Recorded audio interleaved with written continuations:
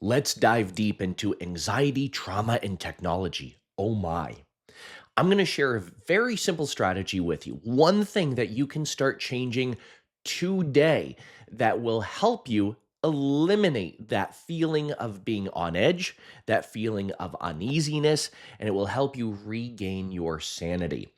If you're new to me, I'm Dan Candell. I'm known worldwide as the anxiety relief guy. Let's dive in. Recently, I had a therapy session around this myself. Here's why. I grew up with a lot of trauma.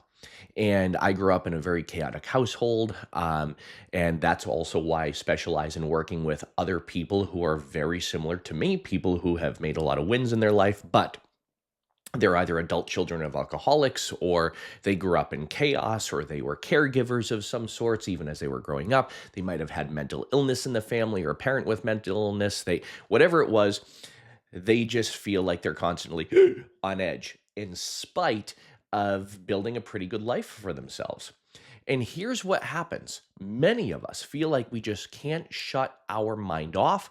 Many of us feel like we're in this constant state of uneasiness, or feeling like we're always waiting for the next shoe to drop, like we're walking on eggshells, or like we're constantly putting out fires. And what I'm about to share with you, my friends, is a revelation that I made. And I'm like, oh my gosh, I can't believe I didn't think about this before. After I realized this for myself, I started sharing it with my other clients, and sure as shit, they made this one little adjustment. And guess what? It made their lives so much better, and it resolved so much of that anxiety. So here's what happened. About 6 months ago, I made a change in my business, and I went from seeing 6 to 8 clients a day to training more people. And this means that I have a team of people that I manage. I also have 70 students in one of my hypnosis training programs right now, and we're doing really, really well. Now, even though I'm doing really well with this program and changing that business, something else changed within me. Something else reawakened within me. And it was this feeling of uneasiness, this feeling of agitation, this feeling of being unsettled. And almost like I was being pulled in every direction, even though I wasn't. And I'm like, what is this? I thought I resolved this feeling within me. Why is this like waking up again? Like, go back to sleep. I don't want you. And so many of my clients feel the same way. So I started to do a life audit. I'm like, where in my life might I be feeling pulled in different directions, or insecure, or agitated, or uneasy? Like, where in my life might I be feeling this way? My relationship, no, that's pretty well. That's going pretty well. My friendships, no, I have a really good support system, a really good group of friends. My business, no, that's going pretty well also. I don't have but my health, that's pretty good, except for I turned 39 recently, and I started getting these like pings and pains, and anyway, it doesn't matter.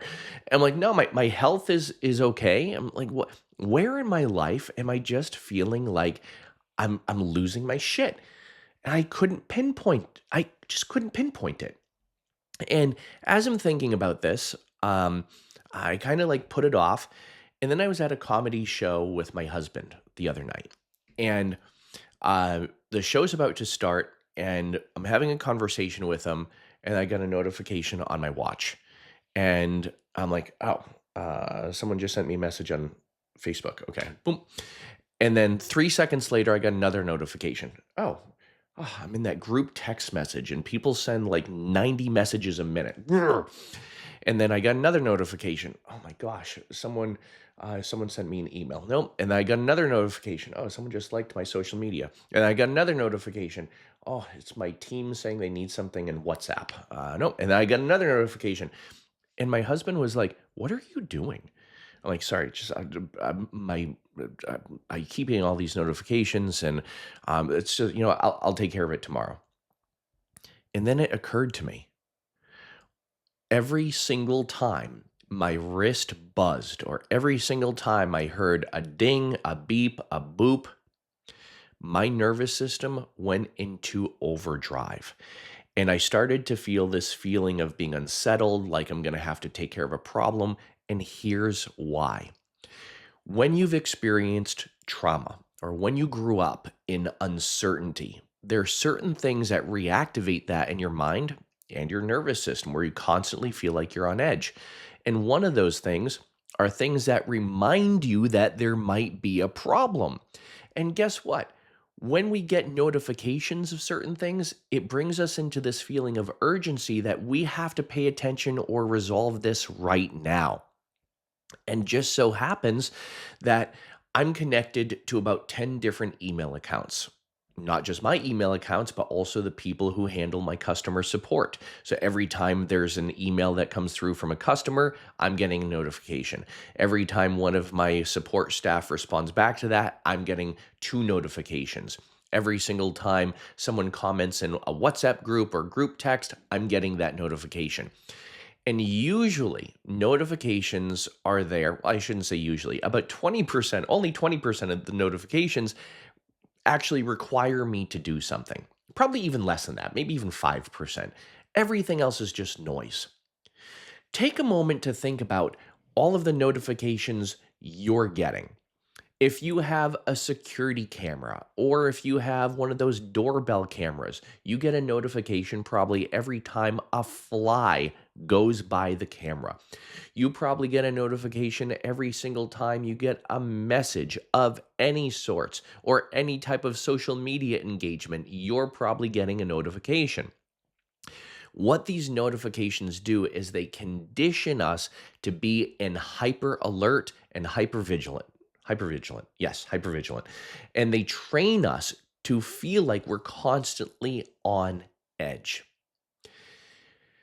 So I was having a session with my therapist, and my therapist said, Dan, she said, I don't have any of that. I don't have a smartwatch.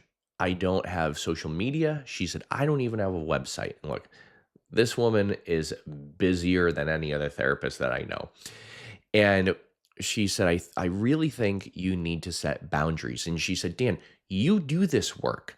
And if you didn't discover this, and we weren't talking about this today, think of all your clients that might not know this as well.